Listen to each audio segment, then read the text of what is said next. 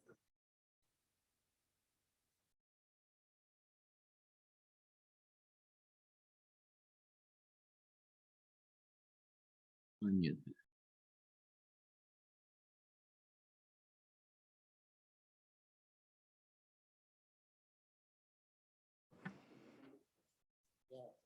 would suggest that. Yes. Dear colleagues, dear head of delegations, members of the standing committee, dear secretary of the delegations, ladies and gentlemen. Can you hear me? Yes. Thank you for attending the meeting today during these very difficult circumstances with the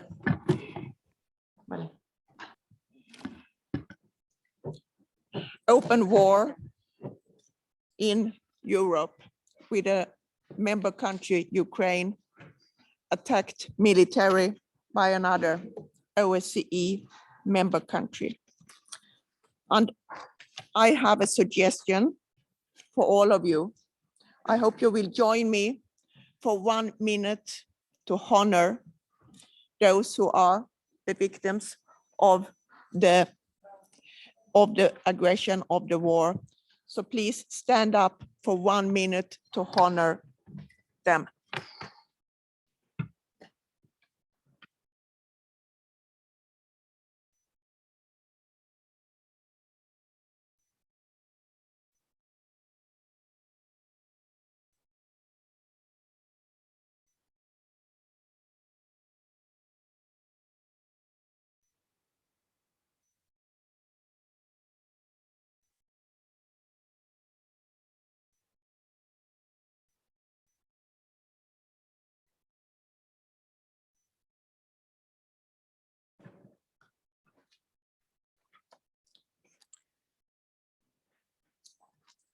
And once again, welcome. Before we begin, please note a few technicalities. This meeting is being recorded. If you are joining us online today, please use the chat function to request the floor. I kindly ask all participants to mute their microphones when not speaking. Due to the emergency circumstances, please note that we may need to interrupt interpretation by 3 o'clock this afternoon in our joint session, and that no interpretation will be provided in the first committee meeting this afternoon. For tomorrow, the question of the meeting room and the interpretation are open. You will be informed by the International Secretariat. Before we begin through our agenda, let me also welcome heads of delegations who are participating today in a meeting of the Standing Committee for the first time. Mostly welcome. And now I will go further on to the adoption of the agenda. I would like to ask you first to adopt the agenda for this meeting, which is circulated. Are there any objections? Yes, please, Secretary General, the floor is yours. Madam President, thank you very much. I would like to make a point of order on the agenda of today's meeting. Given the gravity of the situation, as you can see, we have an agenda that foresees the address by the Secretary General of the OSCE, Helga Schmidt, but after that, reports by the President, which are normally reports on the activities of the President, reports by the Treasurer on the situation of the finances in the OSCE, and report by the Secretary General on my activities.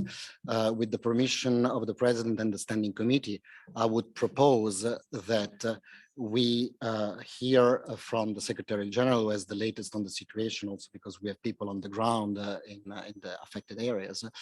And we initiate immediately a debate on the situation, because I'm sure I've just spoken to some of you. You are interested in stepping in and wanting to discuss the situation and wanting to make already some statements. So we could go straight into an open debate on the situation after the Secretary General's speech.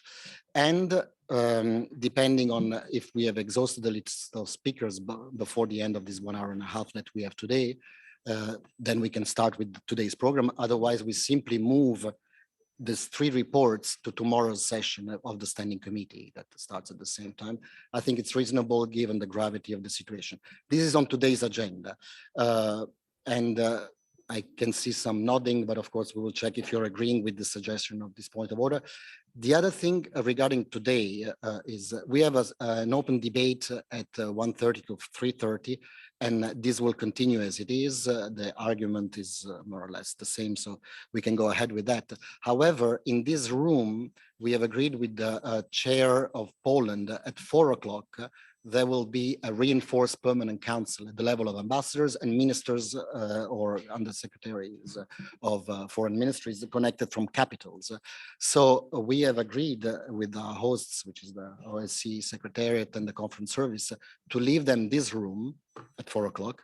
They can have the meeting here, and we will have the meeting of the first committee on the 5th floor in the Ratsal, and we're working on providing interpretation for that meeting. So a change of the program is that the first committee meeting will not start at 4, but at 4:15 and on the 5th floor.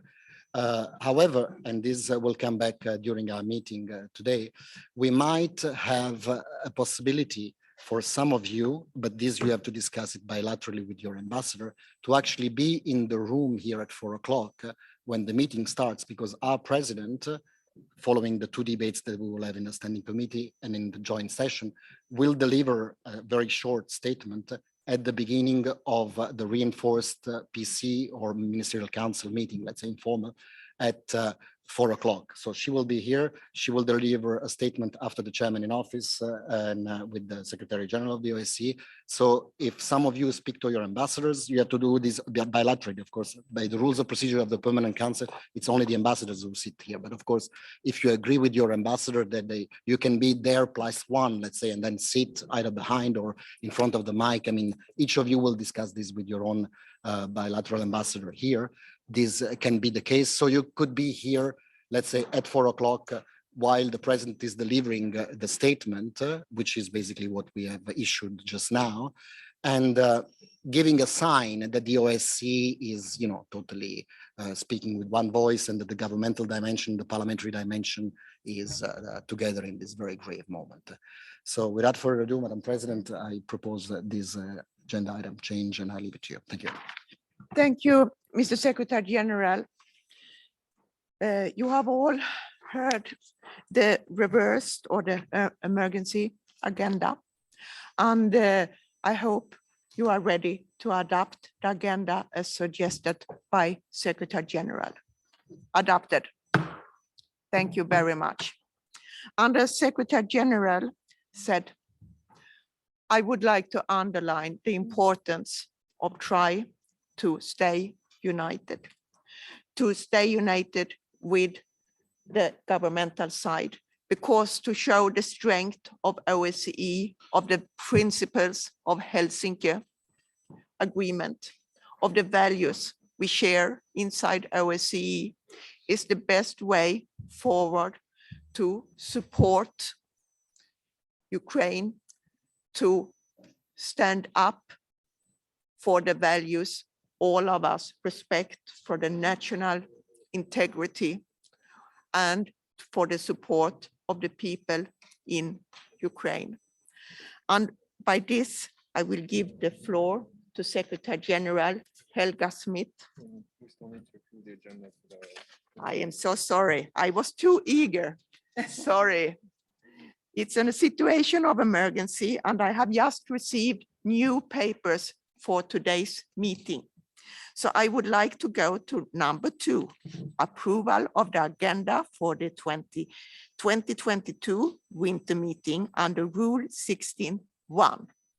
The draft agenda for the 2022 winter meeting has been distributed, and I would like you ask you to approve the agenda for this meeting under Rule 16.1. Are there any objections? No, the agenda is approved. Thank you very much.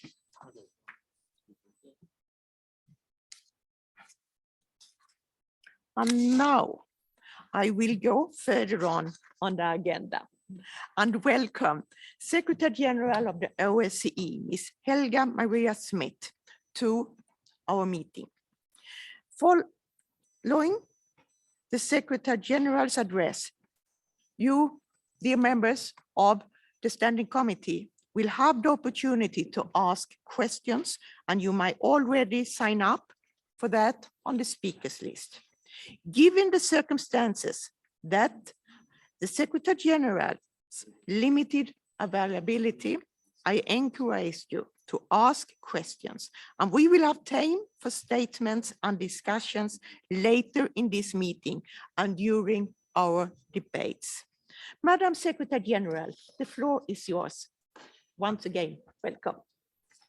Thank you very much, dear President Sederfeld, dear Secretary General Montella, distinguished members of the Parliamentary Assembly.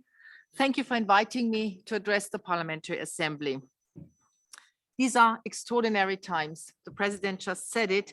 We're in crisis, up at all hours, in my case, still 4 o'clock in the morning. But I still thought it was important for me to be with you this morning, but I will have to ask for your understanding that I will really have to leave after my intervention, because I'm really doing crisis management, and I will explain in a moment. But before I come to the issue of the day, I just wanted to say that normally I would have spoken about the great work this organization does in the Secretariat, our field missions, the institutions across all 3 dimensions, and how much really I personally value the cooperation we have with the President, with the Secretary General on almost daily, weekly basis, with many of my colleagues, because I truly believe in this whole of the OSCE approach. And we have established an excellent cooperation, and the added value you, the parliamentarians, bring, I think is of the utmost importance for this organization. But I will not talk about that, because Russia has launched a military action against Ukraine. And together with the chair, you have seen this, we condemned this in the strongest terms. It is counter to Russia's UN obligations. It is counter to Russia's OSCE commitments. According to the Ukrainian Interior Ministry, it has caused already hundreds and could spiral into thousands of casualties. Families are losing loved ones and friends are being lost.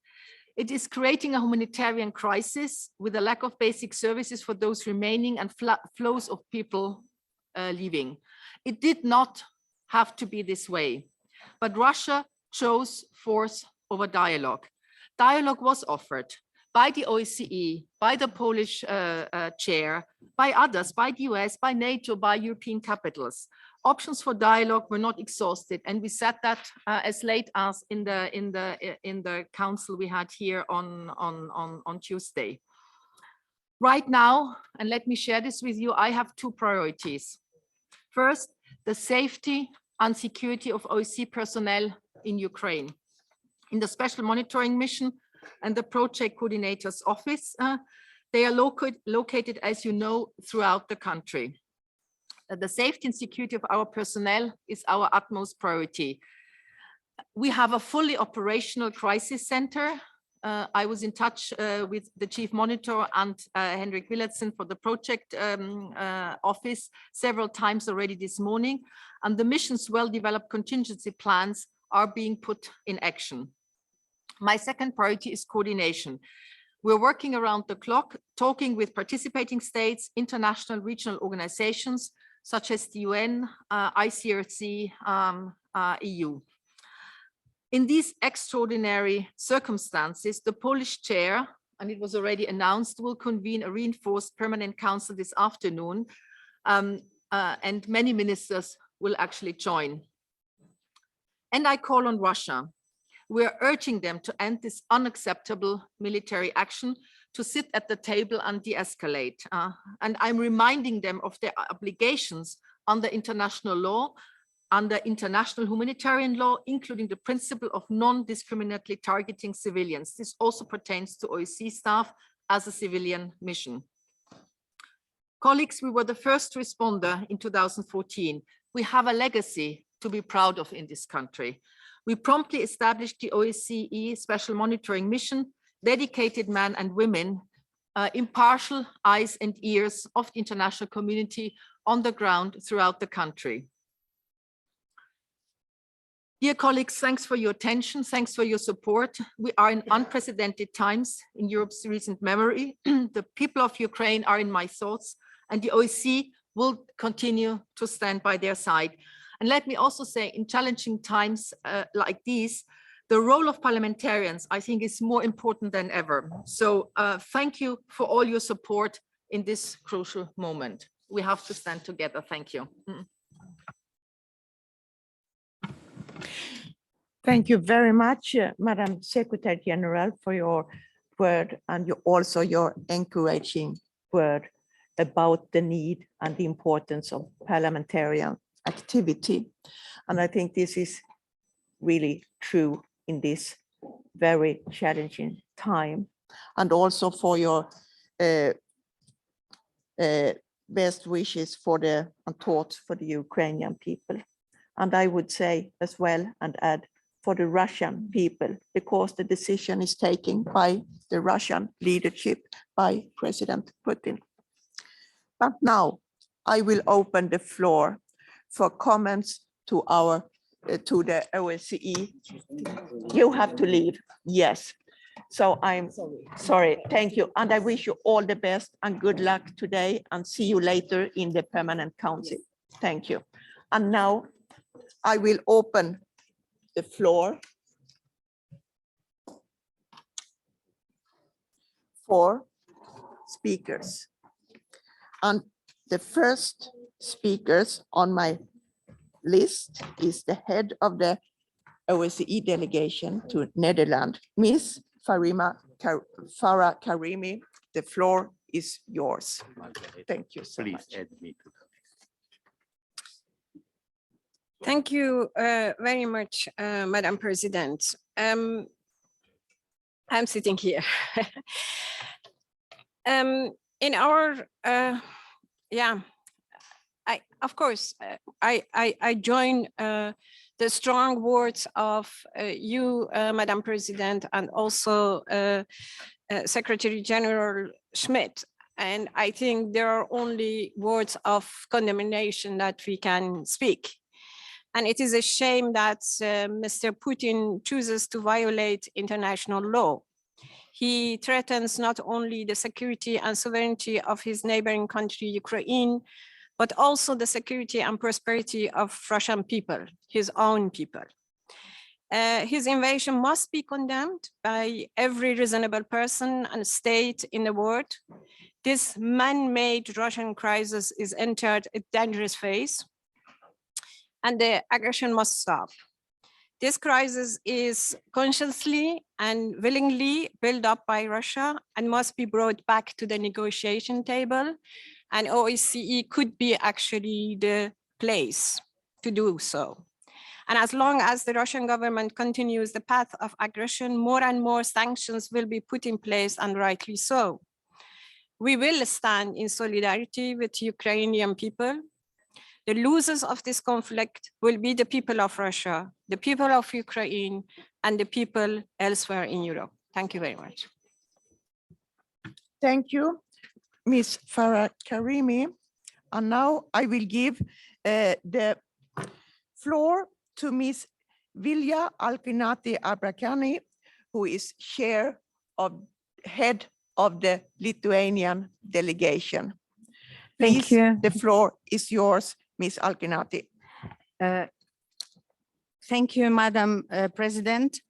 I speak not only in the name of Lithuania, but as well as the chair of the EPP and like-minded group in this assembly. This morning, we had our meeting, and I can say you that all our members from different parts of the world unanimously condemned Putin's aggression against Ukraine. Putin started huge scale attack and became a war criminal. And I absolutely subscribe to the words of Secretary General that Russia has lost options for dialogue.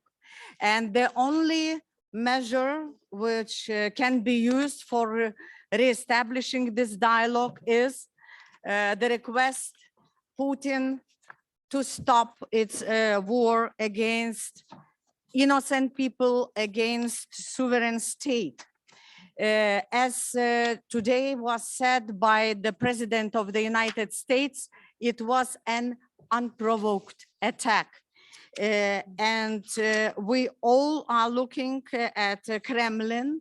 I think the time for business as usual has gone.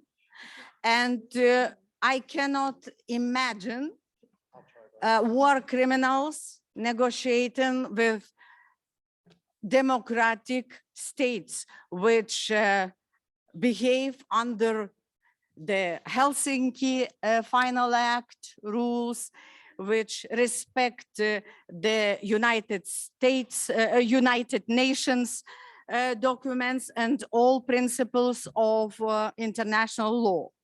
But what is very, very disturbing is the information we've got from the Ukrainian border service this morning. It's unimaginable game of false flags. And it was written in this information of Ukrainian border service that columns of the Russian tanks entered in Lugansk region. And before the columns, enemy used white automobiles with OSCE symbols.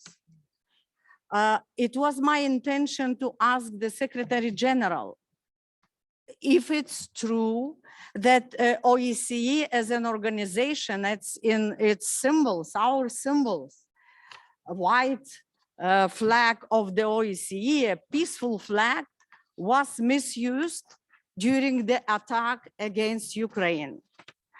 Dear colleagues, I think that today I have no suggestion how to act, but today we should rethink, is it not enough to observe only continuing Russian attack, not only against states or members of the OSCE as Georgia, Ukraine?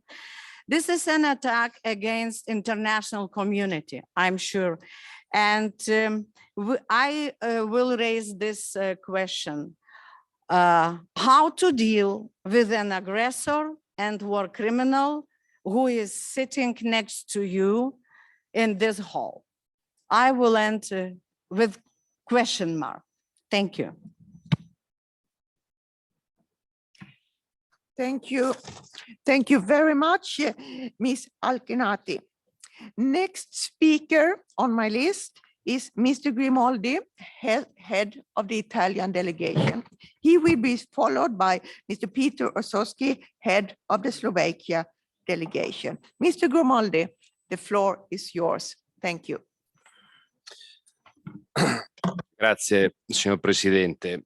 Io penso che, per non dire cose scontate e non essere ripetitivo rispetto agli altri interventi, è di tutta evidenza che è un giorno buio e che questa aggressione vada condannata fermamente. Non vivevamo una situazione di questo tipo da molti decenni e penso che tutti i paesi facenti parte dell'OSCE all'unisono debbano condannare con fermezza. Penso che sia il giorno della fermezza, ma sia anche il giorno della responsabilità. E quando succedono cose di questo tipo bisogna essere responsabili e bisogna anche pensare ai motivi che ci hanno portato qua e alle conseguenze delle nostre future scelte, che devono essere comunque di condanna e assolutamente ferme e determinate. Sottolineo che il la mancata applicazione di quelli che sono stati gli accordi di Minsk ci ha portato a questo. Io ringrazio di cuore i governi di Germania e Francia per quello che hanno cercato di fare negli ultimi giorni e nelle ultime settimane. Purtroppo la diplomazia ha fallito, ma qualcuno ci ha provato fino in fondo. Resta un'ulteriore autocritica da fare in generale sull'Europa, sul fatto che evidentemente non abbiamo pensato per tempo a politiche energetiche che ci mettessero in sicurezza. L'ultima informazione che ho ricevuto poco fa parlava di un prezzo del gas in Europa salito del 40%. Chiudo con un'osservazione sulla quale varrebbe la pena di riflettere all'interno dell'Europa se la svolta green in questo momento sia particolarmente smart, acuta, oppure sia un ulteriore strumento nelle mani di chi evidentemente non sta rispettando il diritto internazionale. Grazie.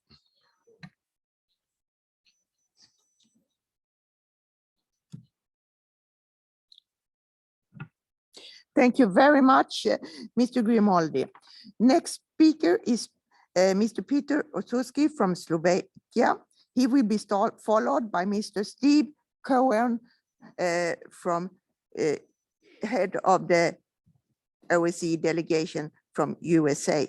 And now I will give the floor to Mr. Peter Osuski. The floor is yours. Thank you. Mr. President, sitting here in Hofburg, I will tell you, dear friends, that Vladimir Putin is following step by step the path of Adolf Hitler.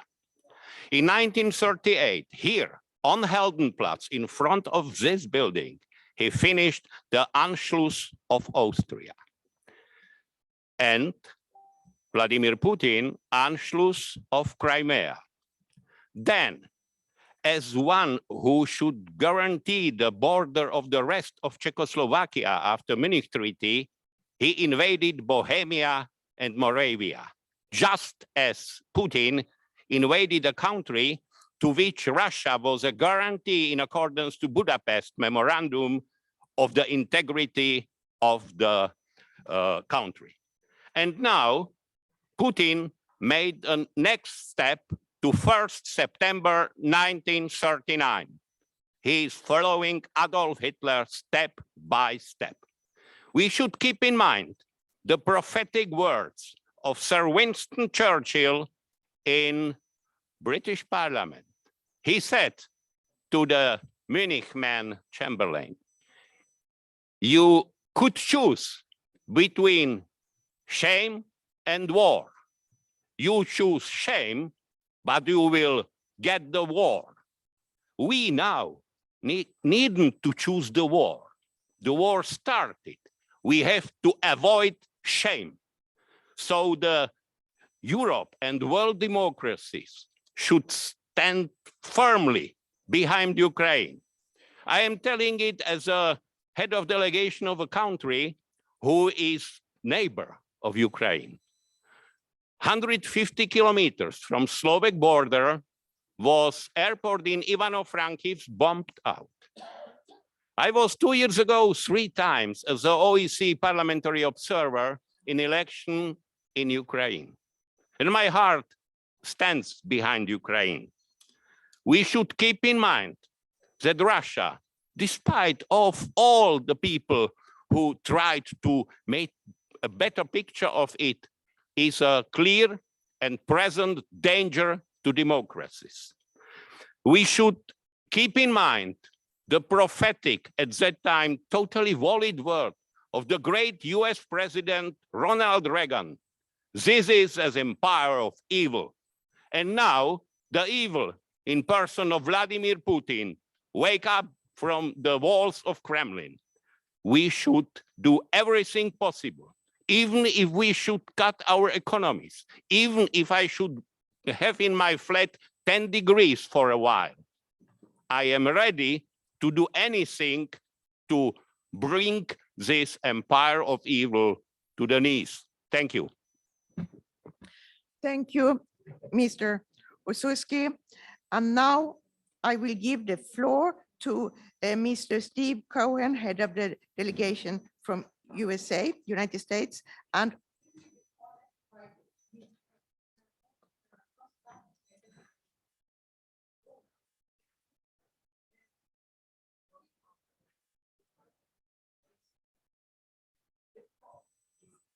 This is red, it's supposed to be green. Mr. Steve Cohen. Thank you, The Madam. floor is yours. Thank you. Thank you, Madam President. And I guess I'm on. Thank you, Madam President, very much.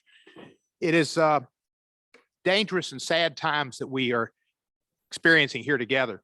I couldn't want to speak more than after the gentleman from Slovakia, because I indeed endorse your words.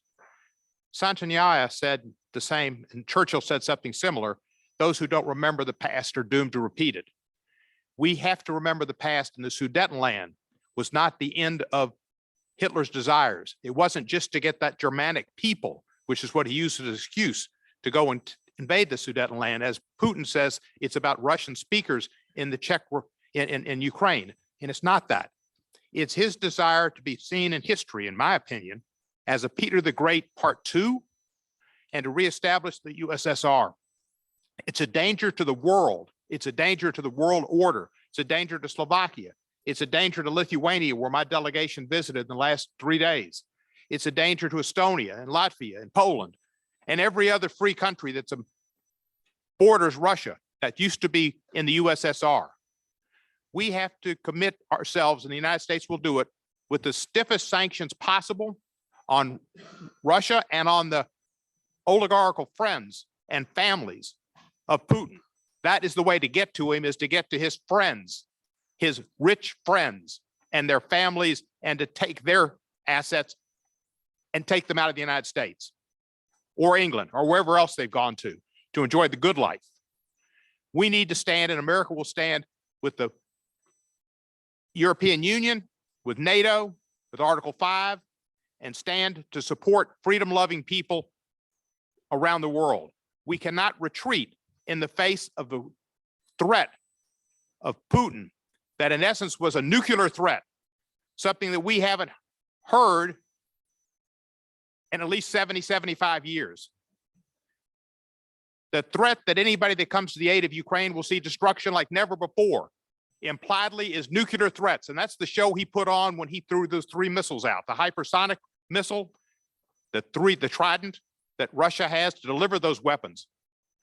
That should never happen in a civilized world. We cannot be at the threat of a nuclear tyrant. So I'm sad about the times. Mr. Hudson shares with me a concern for world order and peace and freedom, and we hope that we all stand together in support of the countries who are at risk, and there are several. I yield back the balance of my time. Thank you very much, Mr. Steve Cohen.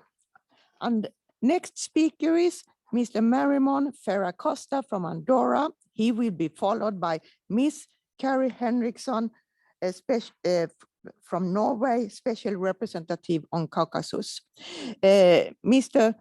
Marimon Ferracosta, head of the OSCE delegation to Andorra. The floor is yours. Thank you. Thank you, Mrs. President.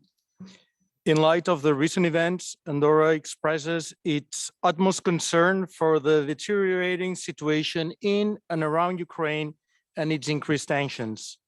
We strongly condemn the use of force and call on the respect the principles of international law, the UN Charter, and the Helsinki Final Act. Andorra is committed to the independence, sovereignty, and territorial integrity of Ukraine with its internationally recognized borders. We appeal to all parties to engage in a dialogue and make full sense of the diplomatic channels and international mechanisms to find a peaceful, political, and sustainable settlement to the conflict in eastern Ukraine. The diplomatic path and dialogue must prevail. It is our common responsibility to find a way to de-escalate and avoid the suffering of the civil population. Andorra commends and supports the valuable work of the OSCE on the ground through the Special Monitoring Mission and the Trilateral Contact Group for the implementation of the Minsk agreements. Thank you very much. Thank you, Mr. Marimon Ferracosta. Next speaker is Ms. Kari Henriksson from Norway. She will be followed by Mr. Nicholas Samkaradze, head of the Georgian delegation. Ms. Kari Henriksson, a member of the Norwegian delegation, special representative on Caucasus. The floor is yours. Thank you. Mrs. President, in these tragic and critical times, our heart is bleeding. But we as parliamentarians are more important than ever. I join other speakers in condemning Russia's actions. But that we haven't managed to prevent Russia from attacking does not mean that we have lost. But we need to work harder along 3 lines, in my opinion. First, we have to ensure sharing of correct information about the situation. And in that regard, we as parliamentarians are crucial important. And we need to use OSCE PA in that regard. For the second, we have to work harder to implement actions that protect the humanitarian situation of children, young and elderly people living in Ukraine. These groups are, as always, hit hardest. As a third action, we have to strengthen and coordinate the international sanctions, work and speak with one international voice. We have to make use of all the international organizations and play along with them in our common voice that says that the Russian invasion in Ukraine is condemned and Russia must seek dialogue to solve this. We stand together and need to strengthen international cooperation. Thank you. Thank you, Ms. Kari Henriksson from Norway. Next speaker is Mr. Nicholas Samkaradze from Georgia. He will be followed by Ms. Barbara Bartus, head of the OSCE delegation to Poland. Mr. Nicholas Samkaradze, head of the Georgian delegation to OSCE PA. The floor is yours. Thank you. Thank you, Madam President. Thank you, Madam President. First of all, let me express solidarity to the people of Ukraine in these difficult times. Georgia strongly condemns Russian recognition of puppet entities of Donetsk and Lugansk as so-called independent states and the military aggression against our partner state. I have to remind you that this should not have come as a surprise to any of us. This has already happened in 2008 in my homeland, when Russians invaded Georgia and occupied 20% of Georgia's territory. 14 years have passed since then, and Russia has not been sanctioned or in any other way punished for this invasion. That's why they felt encouraged to continue in the same manner. Gabriel Garcia Marquez wrote a brilliant novel, Chronicle of a Death Foretold. In the last 3 months, we've been witnessing a chronicle of a war in Ukraine foretold. But unfortunately, the international community failed to stop another Russian aggression. So I believe that if we want to preserve rules-based international order, then we have to act now and act decisively. Otherwise, aggression against Ukraine will not be the last one, as the aggression against Georgia in 2008 was not the last one. Thank you. Thank you, Mr. Nicholas Samkaradze, Georgia. Next speaker is Ms. Barbara Bartos, head of the OSCE PA delegation to Poland. She will be followed by Mr. Michael Shred, head of the Irish delegation to OSCE PA. Ms. Barbara Bartos, head of the Polish delegation, the floor is yours. Thank you. Thank you, Mrs. President, dear colleagues. Wojna to najgorsze. War is the worst solution, always and unconditionally. The unprecedented and brutal attack on Ukraine perpetrated by Russia constitutes a flagrant violation of the fundamental principles of international law, as well as of the OSCE obligations to which Russia has agreed and is obliged to respect.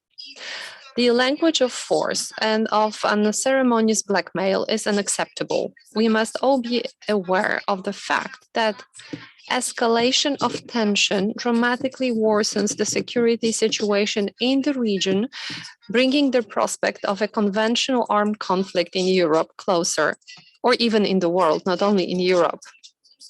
I am taking the floor after the Georgian president, and well, today I would also like to quote the situation from 2008.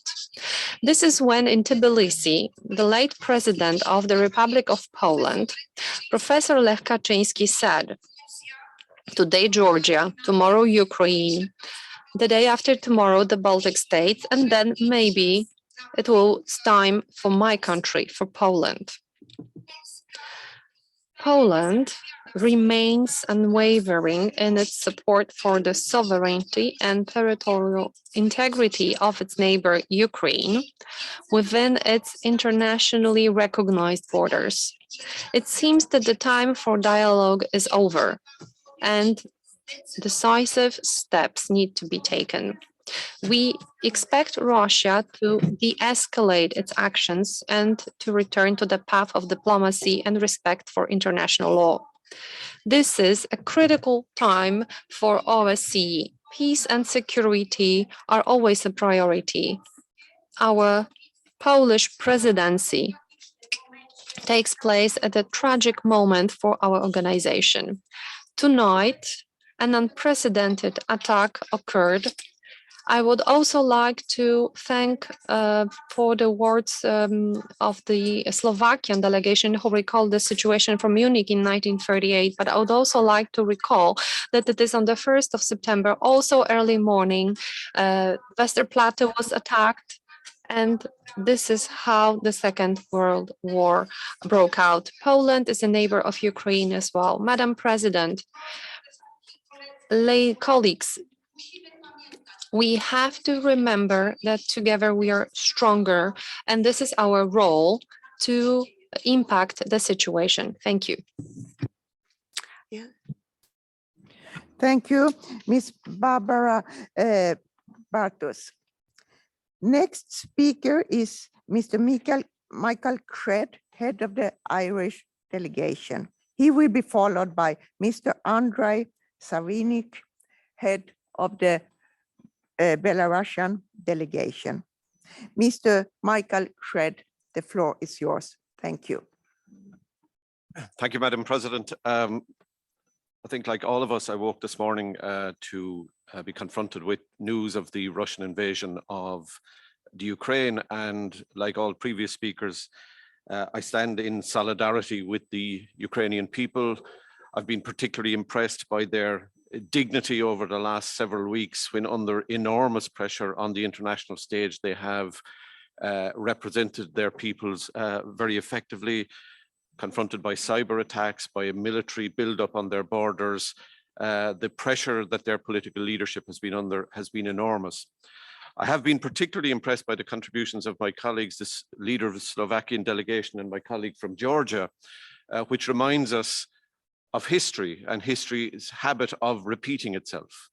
And therefore, I think as an international community committed to a rules-based approach to international affairs, this is a defining moment for all of us.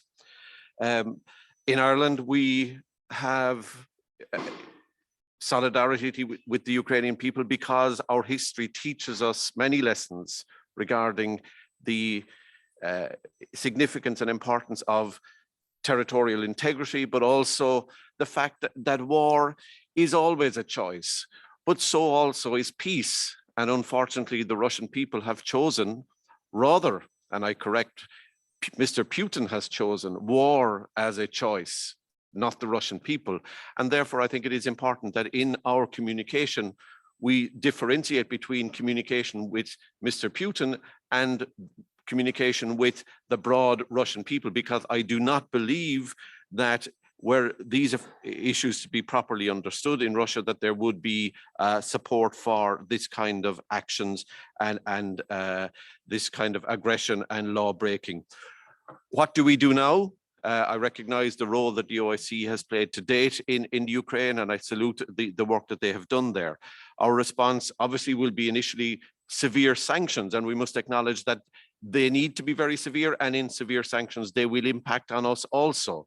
But that is the immediate response that is necessary, and there needs to be no shirking from that. And I acknowledge, as the leader of the Slovakian delegation says, if the temperature in his apartment drops to 10 degrees, that may well be the necessary pain that we need to suffer collectively if we are to bring Russia to its knees, to acknowledge the error of its ways, and to embrace dialogue and engagement as the alternative to war. There is always a choice, and I hope that, albeit late, that Russia will come to its senses. Thank you. Thank you, Mr. Michael Cred. Next speaker is Mr. Andrei Savinik, head of the Belarusian delegation. He will be followed by Mr. Mikita Potorayev, head of the Ukrainian delegation. Mr. Andrei Savinik, the floor is yours. Thank you. Добрый день. Я надеюсь, меня слышно.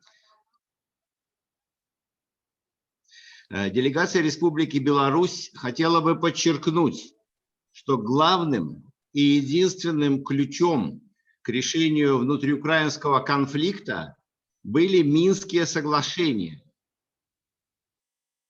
и прямые переговоры между Киевом и Донецком с Луганском.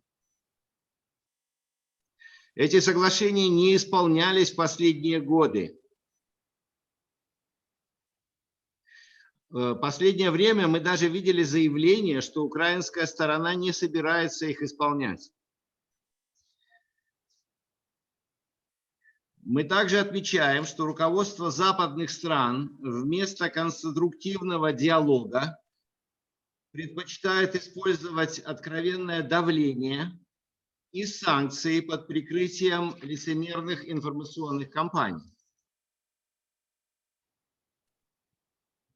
Причем это наблюдается повсеместно. Полагаю, что такая ситуация в конечном итоге и привела к сегодняшним событиям. Мы считаем, что действия, предпринятые Россией, были реализованы для того, чтобы прекратить убийство мирных жителей Донбасса и Луганска и обеспечить их безопасность как последнее средство.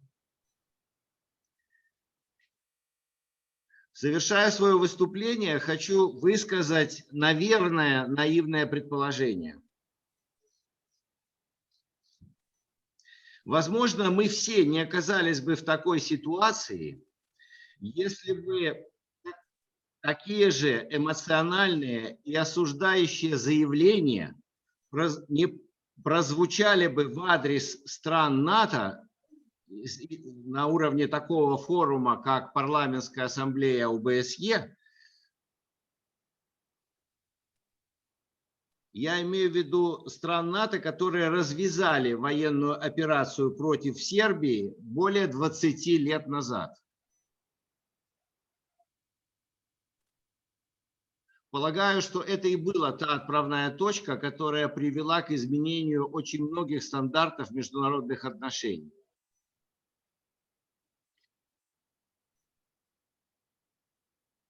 Благодарю за внимание. Thank you, Mr. Andrei Savinik from Belarus. Next speaker is Mr. Mikita Potorayev, head of the Ukrainian delegation. He will be followed by Mr. Peter Tolstoy, head of the Russian delegation. Mr. Mikita Potorayev, head of the Ukrainian delegation, the floor is yours. Thank you. Thank you, Madam Chairman, distinguished colleagues. The world that we knew is dead. It was killed today at 5 a.m. by so-called President Putin. While Europe was sleeping, Russian rockets attacked Ukrainian bases, airport, and peaceful cities. While Europe was having breakfast, Russian heavily armored forces started to cross Ukrainian state border from south to east in Kherson, Sumy, Zhytomyr, and Kharkiv region. I hope that at least now everybody is awakened. Attack to Zhytomyr goes from Belarusian territory. So we have to accept Belarus as Russia's ally in their common war against Ukraine. You've heard already the news about covering Russian tank columns by stolen OSCE jeeps. It's truth, it's official information from our border guard, which now are fighting under severe fire of Russians and losing their men. So they had an opportunity to send this message to you from fire.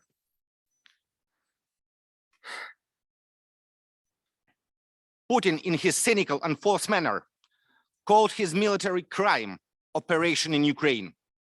It's a full-scale war with absolutely clear goals declared by Russian dictator to destroy Ukrainian state and occupy the whole Ukrainian land.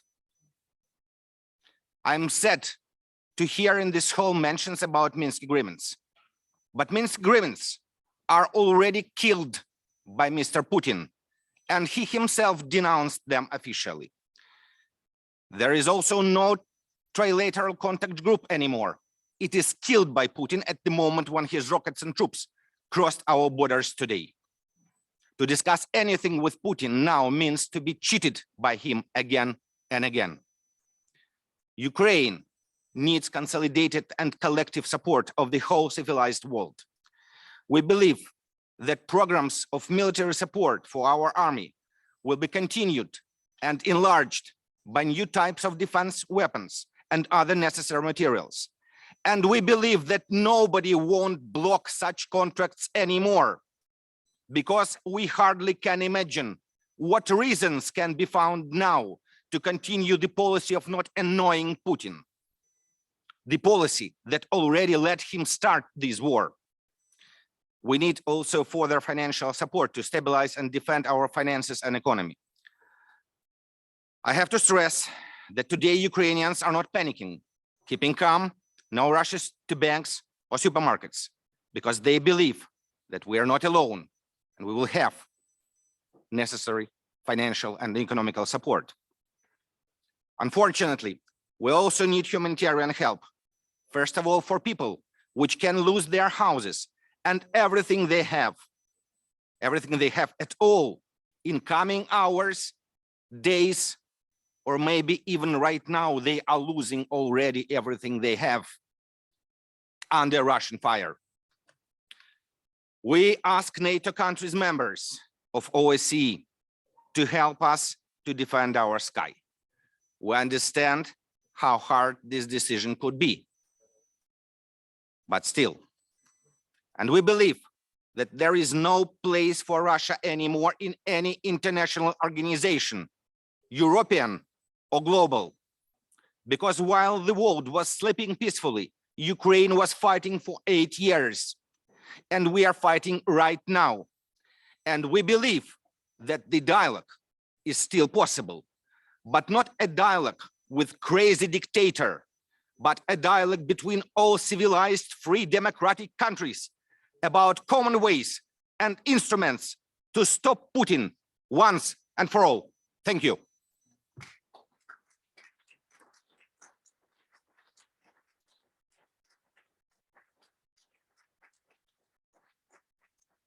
Thank you, Mr. Mikita Potorayev. You have a strong support in the OSCE Parliamentary Assembly. Several speakers here have expressed support for Ukraine's sovereignty and support for the Ukrainian people, and condemn the violence, the military action that are forced against Ukraine, not only since this night, but since 8 years ago. We stand behind you. Thank you. And now, next speaker is Mr. Peter Tolstoy, head of the Russian delegation. He will be followed by Mr. Pierre Pons, head of the Spanish delegation. Mr. Peter Tolstoy, head of the Russian delegation, the floor is yours. Thank you. Спасибо, госпожа председатель, уважаемые коллеги. Я хочу сказать, что в ходе операции, которая вынуждена для защиты граждан Украины от захвативших власть в 2014 году сил националистов, никакие мирные жители Украины не пострадают. Речь идет о ликвидации военной структуры.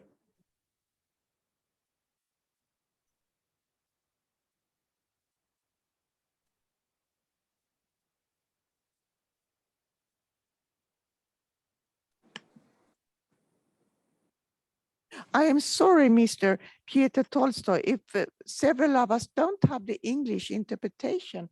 Yes, of course. Maybe Thank you very much. Еще раз хочу сказать, уважаемая госпожа председатель, что Россия в течение 8 лет призывала к диалогу. В течение 8 лет мы говорили о том, что происходит в тех частях Украины, которые не захотели принять государственный переворот 2014 года. Сегодня европейские страны пожинают плоды своей политики принятия государственного переворота на Украине в 2014 году. 8 лет Россия призывала к диалогу. Где был этот диалог? Сейчас, когда возникла необходимость в защите безопасности русских граждан Украины и гражданского населения Украины, вы говорите о диалоге. Я хочу сказать, что, уважаемые коллеги, не надо горячиться в этом зале. Я слышал выступления некоторых господ, которые говорили о санкциях, о необходимости поставить Россию на колени. Вы пытались построить антироссию на Украине. Мы этого не допустим. Россия гарантирует безопасность мирных жителей и свободу выбора для всех украинцев. Но запомните, никто и никогда не поставит Россию на колени. Никому не удастся навязать России свою волю. В этом Европа могла убедиться и в 1812 году, и в 1945. Вспомните историю. И вспомните выражение Черчилля по поводу войны и позора. Мы устали ждать 8 лет разрешения ситуации с русскими на Украине. 20 миллионов русских, живущих в этой стране, будут защищены. И хочу сказать, что сегодня по тем сведениям, которые есть у нас, массово сдаются вооруженные силы Украины, больше украинской авиации и артиллерии не существует. Украина будет полностью демилитаризована. Еще раз подчеркиваю, мирным гражданам Украины и тем, кто добровольно сложит оружие, ничего не грозит. Россия никому не угрожает. Россия будет обеспечивать собственную безопасность. И если вы не хотите слышать Россию, не хотите обеспечивать безопасность равную в Европе, а хотите обеспечить безопасность НАТО за счет России, этого не будет. Еще раз призываю вас воздержаться от оскорбительных выражений в адрес моей страны и в адрес моего президента. Считаю это недопустимым на площадке ОБСЕ. Считаю, что необходимо переходить к конкретным предложениям, и Россия каждый раз ждет этих предложений, прежде чем принять то или иное решение. Но если другие также будут приняты нашим главой государства. Я в этом не сомневаюсь. Уважаемые коллеги, еще раз хочу вам сказать, Россия никогда и никому не угрожала. Попытки установить на Украине антироссийский режим закончились тем, чем они закончились. Народ Украины сегодня массово, подчеркиваю, массово в социальных сетях говорит о том, что они ждут освобождения от националистического правительства, захватившего власть в Киеве в 2014 году. Пора признать свои ошибки, пора сделать исторические выводы до того, как ситуация не перешла в критическую стадию.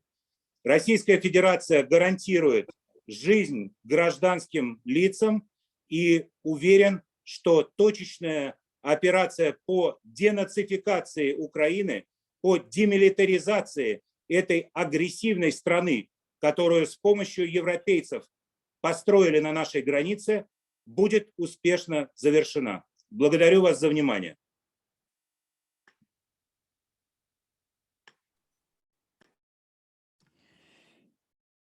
Thank you, Mr. Peter Tolstoy, for your intervention.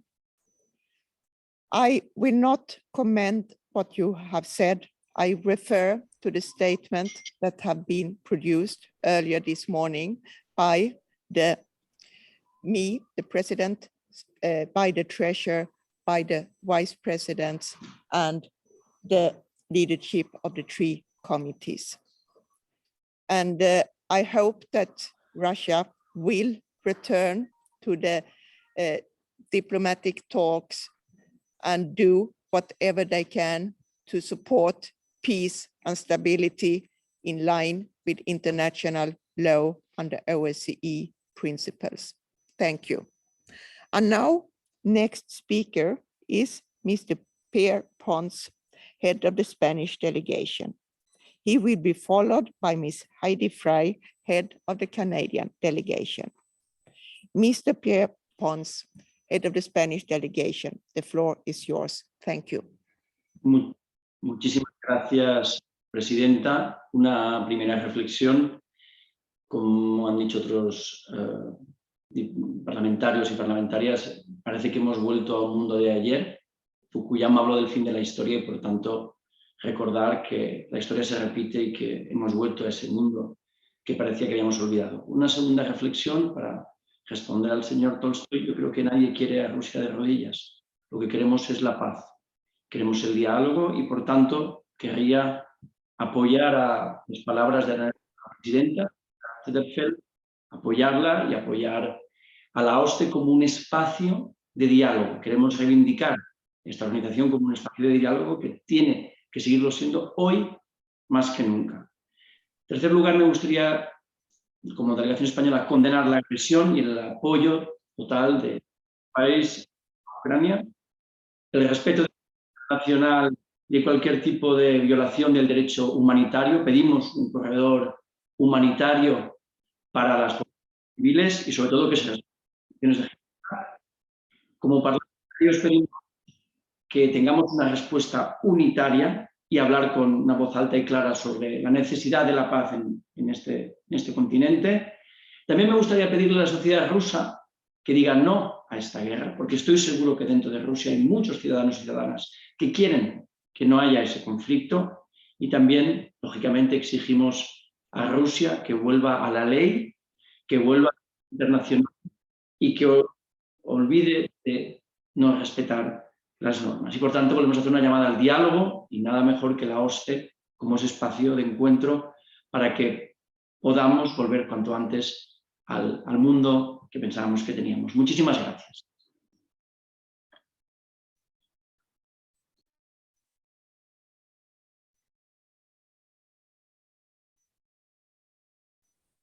Thank you very much, Mr. Pierre Pons, head of the Spanish delegation.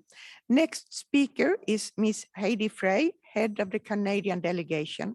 She will be followed by Ms. Pia Kauma from Finland and vice president. But I would also like to add there is 14 speakers on the list, and we have to end 12 o'clock. And I think at this critical moment, it's important for me to give the floor to everybody who have requested the floor. So I kindly ask all delegates who are making an intervention to try to be short and precise. Ms. Heidi Frey, head of the Canadian delegation, the floor is yours. Thank you very much. Thank you very much, President and colleagues.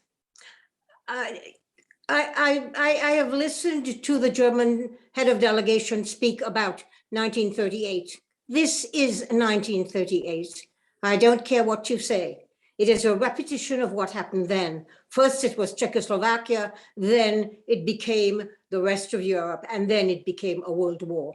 World War II, we have for 70 years set up a rules-based order in order to prevent a world war like that happening again. Russia had a choice. They chose to have war over peaceful dialogue. Now, what Russia has done is a violation of Minsk, of Budapest assurances, of the 1975 Helsinki Act, and of the UN Charter and that international rules-based order. Tomorrow morning, my Prime Minister will be meeting with his G7 colleagues. But this morning, very early, he spoke to the people of Canada. And I want to let this forum know that Canada actually will apply sanctions, economic sanctions, to not only the Russian government, but to its state banks and to individual oligarchs. That is one of the things we will do. I think that our Prime Minister is in agreement with the rest of Europe, the European Union, with Japan, and with all of others who have talked about this egregious act. We will be strong, we will be united. Our hearts are with the Ukrainian people today, and I think with the people of Russia, who actually may not at all be in line with what their leader is trying to do. I think we need to remember that this world and world security depends on what happens right now. Russia's brazen acts, our Prime Minister said, will not go unpunished. We stand strongly with our allies and with Ukrainians, and we will be here for the refugees from Ukraine and everywhere else in Russia that will need our help and humanitarian aid. Thank you very much. Thank you, Ms. Heidi Frey, Head of Canadian Delegation. Next speaker is Vice President Pia Kauma from Finland. She will be followed by Special Representative on Civil Society, Mr. Kyriakos Hadjiani from Cyprus. And once again, I please beg you to be short on time so everybody will get the possibility to make their intervention. Vice President Pia Kauma, the floor is yours. Thank you. Madam President, dear colleagues, early this morning, we all woke up to terrible news. After having recognized the independence of certain areas of Donetsk and Luhansk regions in Ukraine, Russian forces had launched a military assault on neighboring Ukraine, crossing its borders and bombing military targets near big cities. We have to be absolutely clear. We condemn the Russian invasion, an unprovoked and unjustified attack, which is a violation of international law, of the Minsk agreements, and of all basic principles and code of conduct of the OSCE and the United Nations. Such a decision and action needs a clear and firm response. The international community has reacted to Russia's aggression. In a situation like this, international organizations need to respond in a coordinated and unified way while relying on their specific role. The United States and the European Union are negotiating today about stiffer sanctions on Russia and especially President Putin and oligarchs. Sanctions have to be such that they could actually stop Putin and stop Russia from its attacks on Ukraine and possibly even further on other sovereign countries. Having said this, we have to remember that our organization, the OSCE, is essentially an organization for dialogue, conflict prevention and rehabilitation. Therefore, it must be made clear that the door is still open for the Russians if they want to re-enter the organization and to commit to our principles set out on the Helsinki Final Act. All these well-coordinated actions from different international organizations, including the OSCE, should send a unified and coherent message that we strictly condemn the aggression and that actions like this have severe consequences. Return to the negotiation table is the only acceptable way forward. Thank you. Thank you, Vice President Pia Kauma. And from now, I will limit the interventions to 2 minutes. This is just to make the floor it's able to all delegates to take the floor who have requested the floor. Special Representative on Civil Society, Mr. Kyriakos from Cyprus. The floor is yours for 2 minutes. Thank you. And I Thank you, would Madam also like to add President. that Ms. Unfortunately, Syrian. today we have a war. Instead of dialogue, we have military violence, something unacceptable and which we should condemn. I don't want to repeat something that has been said before, but I want to strengthen the requirement to give protection to SMM. And I call for a return to dialogue with the framework of international institutions, and especially with the framework of the trilateral group and the acquis of the Minsk. The continuation of the protection of the SMM is a decisive factor for the human factor that experiences the hell of war. The SMM mechanism is today more than ever necessary on the spot. First, we call for the protection of the staff of SMM. Second, guarantee of his role today, and also for the humanitarian situation. This conflict is not a local conflict.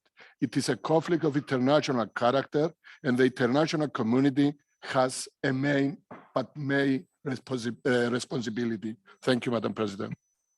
Thank you, Mr. Kyriakos Hadjiani from Cyprus. And now I will give the floor to head of the third committee, chair of the third committee and head of the France delegation, Ms. Serene Mabouron. She will be followed by the head of the Albanian delegation, Mr. Fatih Mediu.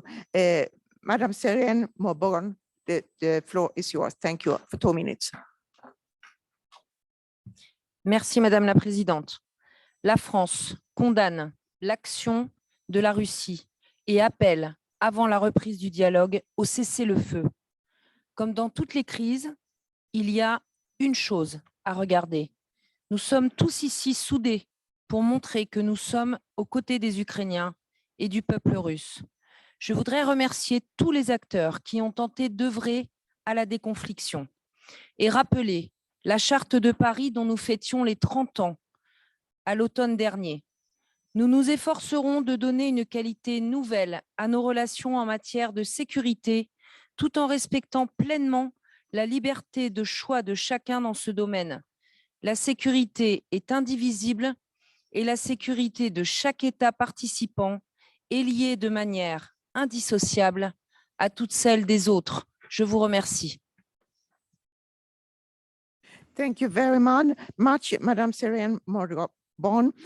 Next speaker is Mr. Fatih Mediu, head of the Albanian delegation. He will be followed by Mr. Mati Raidma, head of the Estonian delegation. Mr. Fatih Mediu, the floor is yours. Thank you. Thank you, Madam Chairman.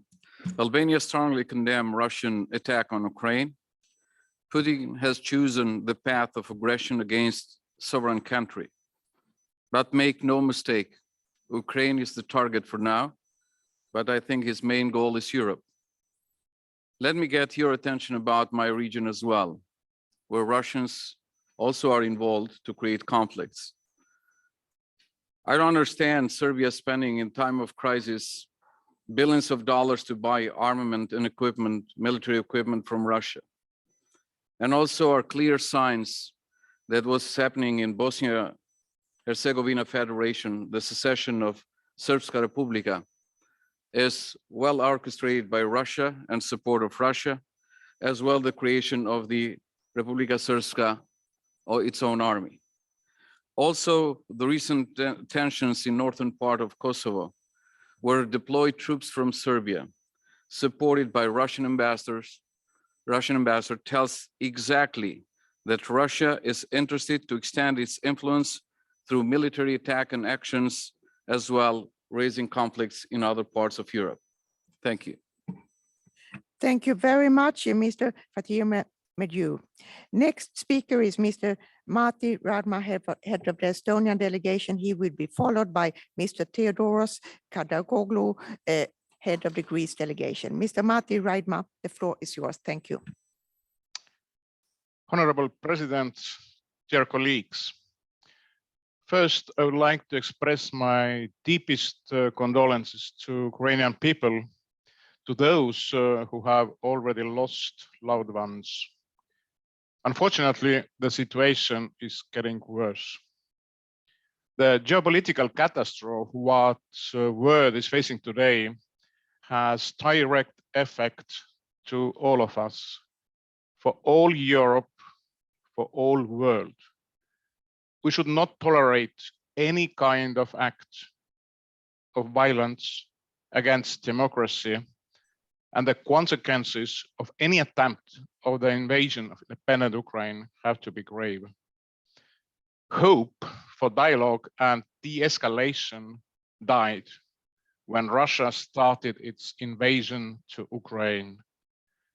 If a country does not respect the international law, UN Charter, and values what OSCE stands for peace, democracy, and stability, then how can there be a seat behind the table for such an aggressor? What do we have to do? We should show our full support to Ukraine every day, every minute. Its independence, territorial integrity, right to self-defense, and sovereign right to choose its own path, free from intimidation or the threat of aggression. We all will stay behind Ukraine. Thank you. Thank you very much, Mr. Matti Raidma from Estonia. Next speaker is Mr. Theodoros Kouraglu, head of the Greece delegation. He will be followed by Mr. Luis Gata, head of the Portugal delegation. Mr. Theodoros Kouraglu, Greece, the floor is yours. Thank you. Thank you, Mrs. President. Dear colleagues, dear friends, I would like to make a short statement about the Russian-Ukraine crisis. My country, Greece, is closely following the recent developments in eastern Ukraine. We condemn the decision by President Putin to recognize the separatist regions of Donetsk and Luhansk. We condemn the attack of Russian armies against Ukraine.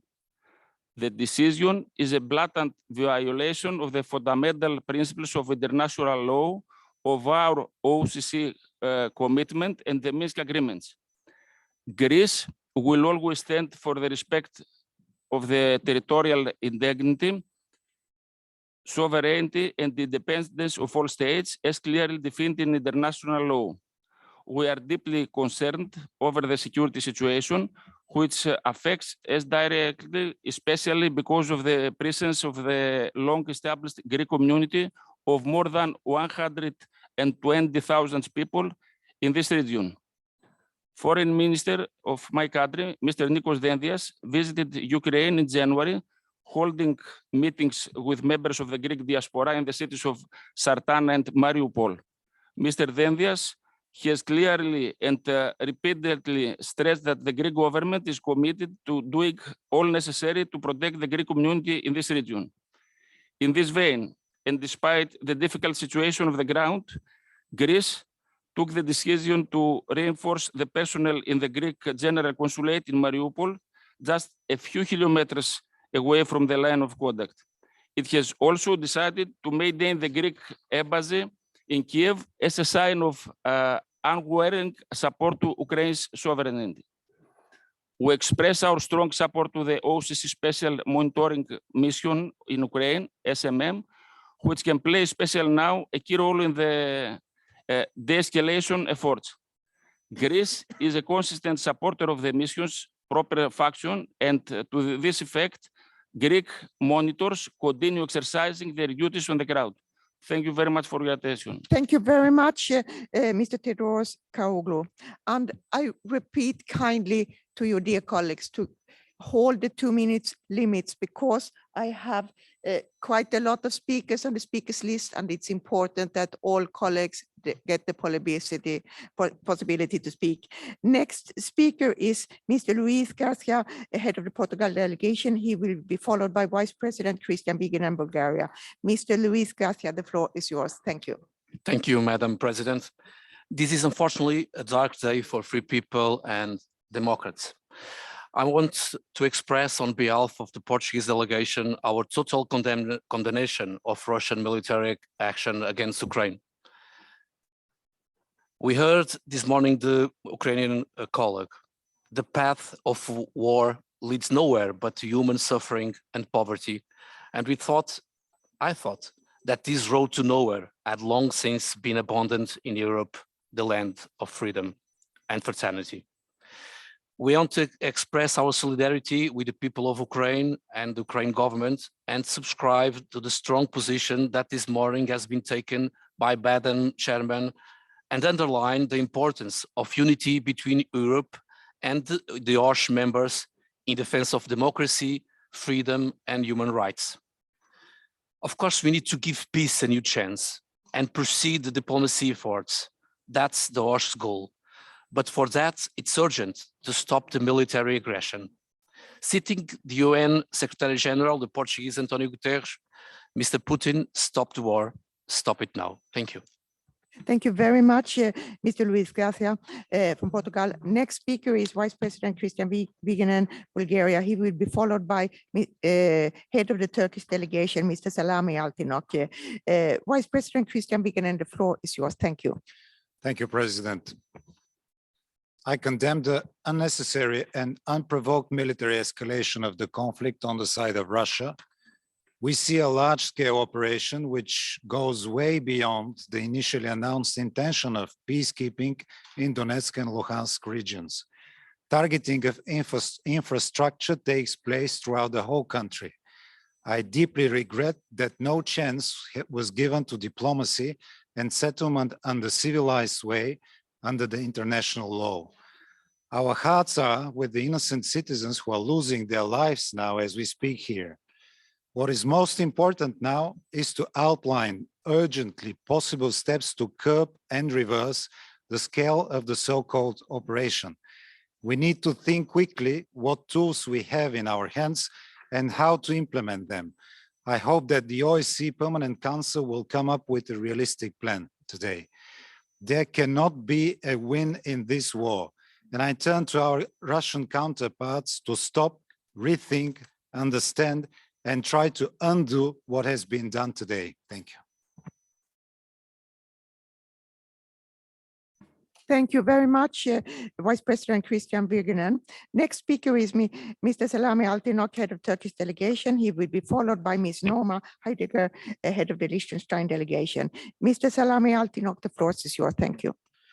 Sayın Başkan, Ukrayna bağlamında yaşanan gerginlik ve akabinde bu sabah başlayan askeri harekat bölgemiz ve ötesi için bir endişe kaynağıdır.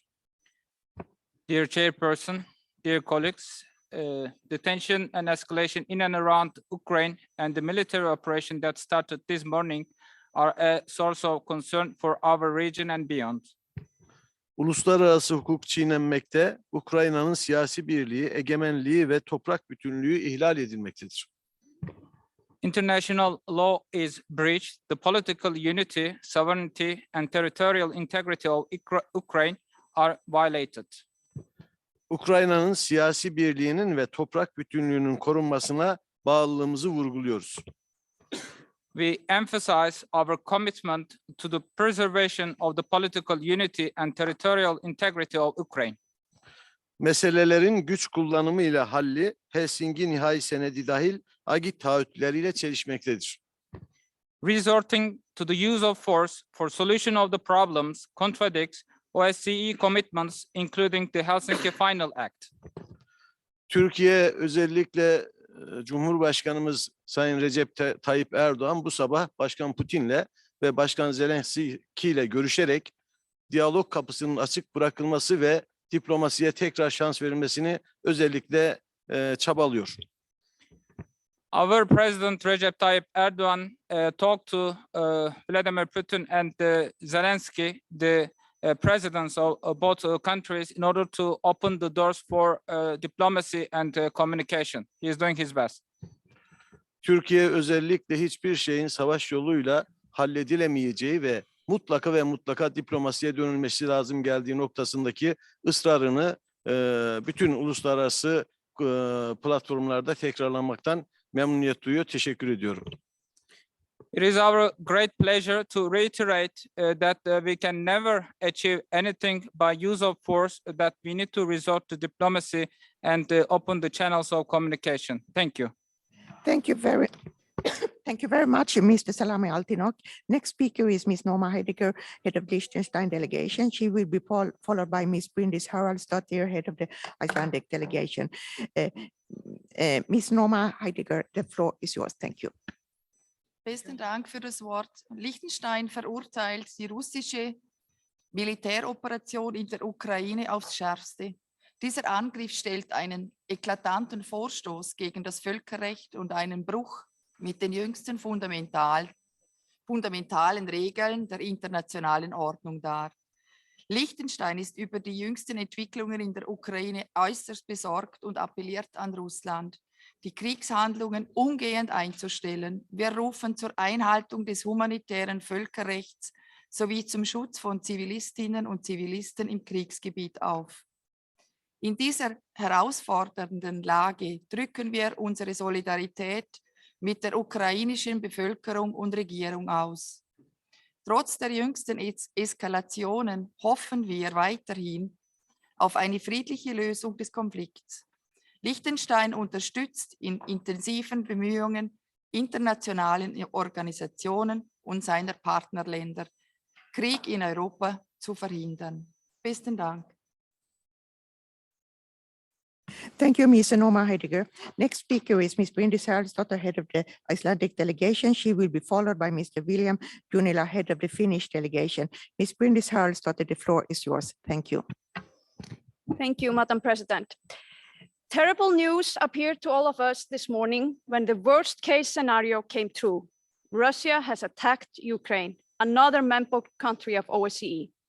The Icelandic government condemns the extensive attack by the Russian government on Ukraine. These attacks, with our fellow assembly member from Russia calls necessary actions, are certainly a threat to all of us, a threat to Europe's security. As a special representative for the Arctic here in the OSCE PA, I express particular concerns about this aggression and its implications for the delicate power balance in the Arctic, where everyone's main focus has been on low tension and peace. I want to urge our Russian members and the countries that have so far supported Putin's agenda, let us prevent World War III. Thank you. Thank you, Ms. Bryndis Haraldsdottir. Next speaker is Mr. William Junila, head of the Finnish delegation. He will be followed by Mr. Radu Mihail, head of the Romanian delegation. Mr. William Junila, the floor is yours. Thank you. Madam President, the participating states will respect the territorial integrity of each of the participating states. This is a direct quotation from the Helsinki Final Act. We all know and are now shocked how bluntly this basic principle of the OSCE and the United Nations has been violently broken by Russia. Under Putin, Russia has not refrained from the use of force in the past, but this time it outright misled most of the Western world. We were told by Russia they had no intentions of an invasion to Ukraine. That pledge went unfulfilled. This in spite of the concept of early warning, which is part of the OSCE's approach to security. Dialogue should continue, but we have a major problem. How can you negotiate with someone who can't be trusted or who doesn't seem to value diplomacy as a solution? The leadership of the OSCE, the chairman in office and the president of our assembly have condemned Russia's actions and called Russia to immediately rescind its aggression. Finland also condemns Russia's unilateral acts which violate Ukraine's territorial integrity and sovereignty. The recognition of the separatist regions in eastern Ukraine is a serious breach of the Minsk agreements, and the following unjustified invasion is much worse. The Finns believe that unity in times of crisis is essential. Unity at national level, as well as respect to our common OSCE principles. When Prime Minister of Finland informed Finnish Parliament of the government's position on this, all elected parties stood as one, despite possible disagreements on other issues. Finland, which has 1,340 kilometers of borderline with the Russian Federation, is united when it comes to aggressions of Russia. We also urge all participant states to unify in their response to Russia's actions. That response needs to be swift and powerful. Thank you very much, Mr. William Junela. Next speaker is Mr. Radu Mihail, head of the Romanian delegation. He will be followed by Vice President Irene Chambalidis, head of the Cyprus delegation. Mr. Radu Mihail, the floor is yours. Thank you. Thank you, Madam President. First of all, I'd like to express my full support for the statement of the OSCE PA Bureau and for the joint statement of the OSCE Chairman in Office and OSCE Secretary General on Russia's military operation against Ukraine. It is an act of aggression towards an independent sovereign state, member of the United Nations, and the participating state of the OSCE. Russia is in breach of its obligations assumed as a signatory of the Minsk agreements, which become thus void. Russia, a permanent member of the UN Security Council, shatters through its actions the global peace and security guaranteed by the UN Security Council itself, deliberately violating the international law principles enshrined in the UN Charter and in the Helsinki Final Act. Mr. Tolstoy's intervention earlier mimicked Nikita Khrushchev's bullying behavior, and Russia tries today to do what the USSR did in Hungary and the Czech Republic back in those days. This is why the international community must act firmly, immediately, and unequivocally at these actions lacking responsibility taken by Russia. Romania reaffirms its unwavering support for the sovereignty and territorial integrity of Ukraine, and will act in coordination with its partners and allies to implement the appropriate response measures. Romania stands with Ukraine and its people in this difficult situation.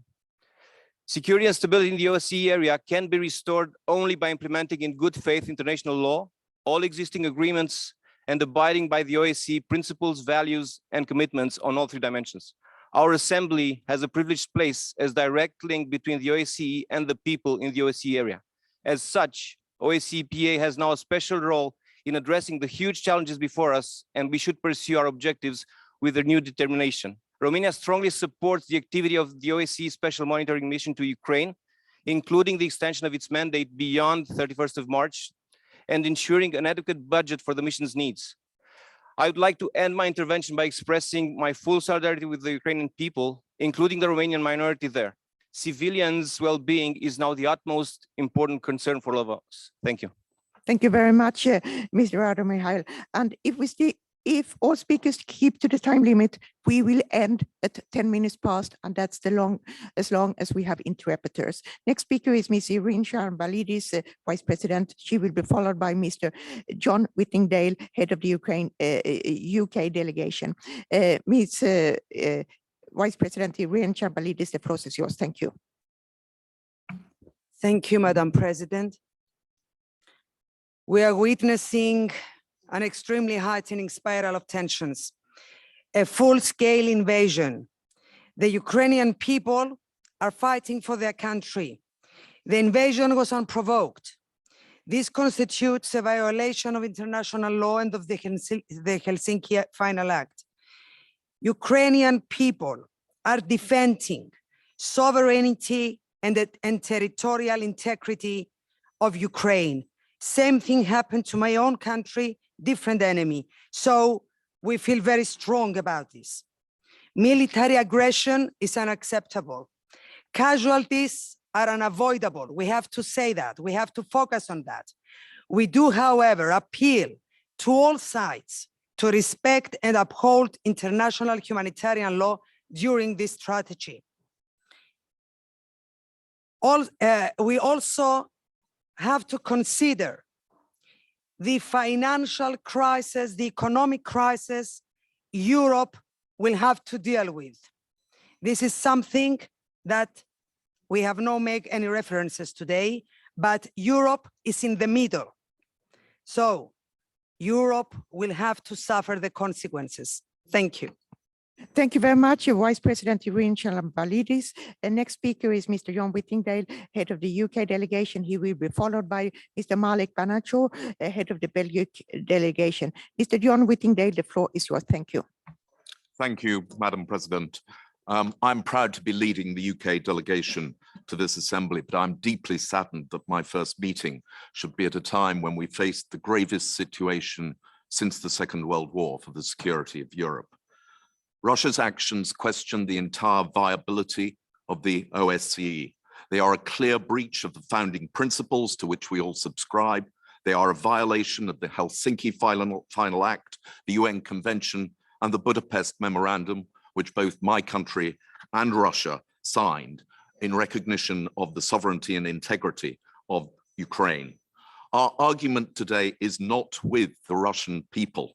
It is with President Putin, whose speech most recently demonstrated the threat not just to Ukraine, but to all the former Soviet states, including Moldova, Georgia, and the Baltic nations, and we stand in solidarity with all of them. We need also to call out the lies and disinformation that we have heard even this morning from Russia. It is ludicrous to talk about fascism or Nazification in Ukraine or other democratic nations.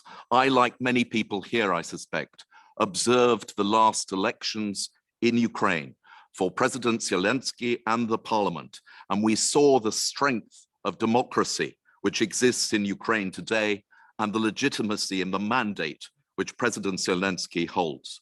We have to brace ourselves now for the consequences of Russia's actions, the flood of refugees that are even now heading westwards, the consequences perhaps for energy prices, but most of all, we have to stand ready to defend the values that all of us here hold dear. There will be many different political viewpoints here today. We come from many different parts of the world, but we are united in our respect for liberty and for democracy. And it is those values which are now at stake today. Thank you, Madam President. Thank you, Mr. John Whittingdale, and welcome as head of the UK delegation to the OSCE Parliamentary Assembly. It's a pleasure to have you here. Next speaker is Mr. Malik Banchor, head of the Belgian delegation. He will be followed by our treasurer, Mr. Peter Juliensen, head of the Danish delegation. Mr. Malik Banchor, the floor is yours. Thank you. Merci, Madame la Présidente. Alors, l'enjeu est crucial pour notre avenir collectif et une gestion inappropriée de cet enjeu pourrait avoir des conséquences sérieuses et durables sur le monde entier, sur nos institutions et sur les règles qui organisent les relations entre les États. Alors, ne soyons pas naïfs, d'autres pays très importants qui ne sont pas membres de notre organisation observent la situation avec beaucoup d'attention et pourraient adapter leur comportement dans d'autres parties du monde en fonction de la réponse que nous serons en mesure d'apporter à la situation en Ukraine. La Belgique appelle à un cessez-le-feu immédiat, préalable à la reprise d'un dialogue. Elle appelle aussi au respect de la sécurité commune, ainsi qu'au respect du droit international. Je vous remercie. Thank you very much, Mr. Malik Banchor. Next speaker is Mr. Peter Juliensen, Treasurer of OCPA. He will be followed by the last speaker, Mr. Andreas Arepi, head of the Swiss delegation. Mr. Peter Juliensen, the floor is yours. Thank you. Thank you. Dear friends, this is an attack on all of us. Again, we have war in Europe. And I would like to say that I fully support the people of Ukraine. I hope that we all can stand together and that we all can agree that this is not a fruitful way to adopt. War is not a solution. Each country should have the possibility to choose their own path. Several speakers today have compared this aggression to what happened in Europe in the 30s. I fully agree. This means that Putin and all the people around him, they are to be considered as war criminals. I was very sad to hear the intervention by the Russian head of delegation, Mr. Tolstoy. He made it very difficult for all of us to find a peaceful solution. The only solution I can see now lies within the hands of the Russian people. I hope that they have the courage and engagement to act and do what is necessary. Thank you. Thank you very much, Mr. Peter Jules Jensen. And the final speaker, Mr. Andreas Ebi, head of the Switzerland delegation. The floor is yours. Thank you. Frau Vorsitzende, geschätzte Damen und Herren. Die territoriale Integrität der Ukraine wurde heute Morgen als OSZE-Mitglied von einem OSZE-Mitglied gebrochen. Meine Delegation verurteilt die einseitige Intervention Russlands aufs Schärfste. Was heute Morgen um 4 Uhr passierte, habe ich in meiner fast 12-jährigen Tätigkeit als OSZE-Mitglied nie für möglich gehalten. Als Präsident des Schweizerischen Parlaments besuchte ich letztes Jahr die Ukraine und auch den Donbass. Ich erlebte ein blühendes und stolzes Land mit vielen motivierten jungen Leuten. Ich erlebte, wie die Monitoring Mission gute Arbeit leistete und meine Gedanken und unsere Gedanken sind heute auch bei unseren OSZE-Leuten und dem ukrainischen Volk. Als neutrales Land streckt die Schweiz die Hand aus zum Dialog in der Hoffnung, Russland an den Verhandlungstisch zu bringen. Was heute und jetzt passiert, passt nicht mehr in unsere heutige Zeit. Danke. Thank you very much, Mr. Andreas Ebi. And I would like to say thank you so much, dear members of the Standing Committee, for your contribution and for your willingness to make it possible for everybody to take the floor and holding the time limits. I would also like to say thank you for your interventions. I think it's really important because it shows that there is a huge support of delegations for the OSCE commitments, for the international law, in respect of Ukraine's national integrity, and also urge President Putin to end the war, and that we will act as a parliamentary assembly together with the OSCE governmental side to do everything that's possible and a little bit more to find a solution for peace forward. When OSCE was founded during the Cold War, it was also a very critical time, and we are back to a critical time now. And if there is a willingness from the Russian side, there will be also a possibility for us to find a solution for peace in respect of Ukraine's integrity. But now, as it's a very critical time, and that happens several times everywhere, it's also affect our agenda. And our Secretary General is the one who is in charge of the procedures here, so we are managed on time with all the different activity. And I give the floor to Secretary General Montella. The floor is yours. Thank you. Thank you very much, Madam President.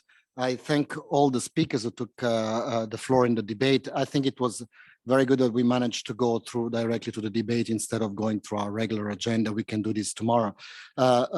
Just a point of order for later. So from 13 to 15:30, we'll continue with the debate and what we have on the agenda, and it will be the joint session. So all our members, not only the heads of delegations, will be participating also in the online version of this meeting.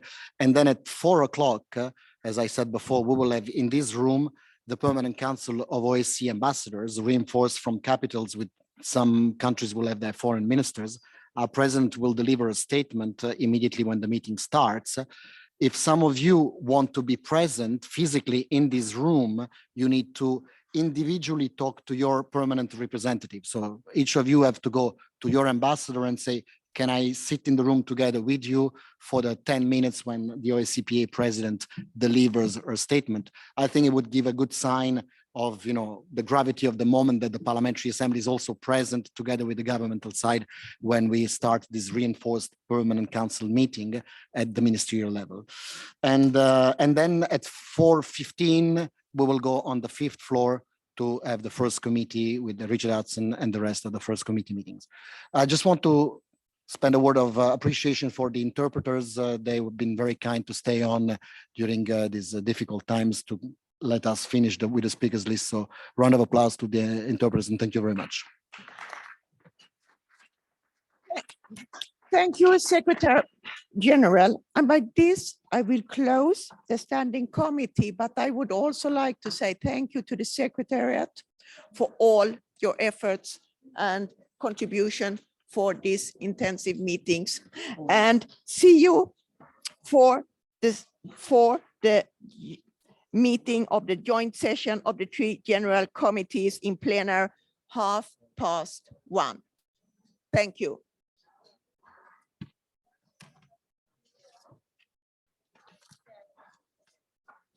Well done.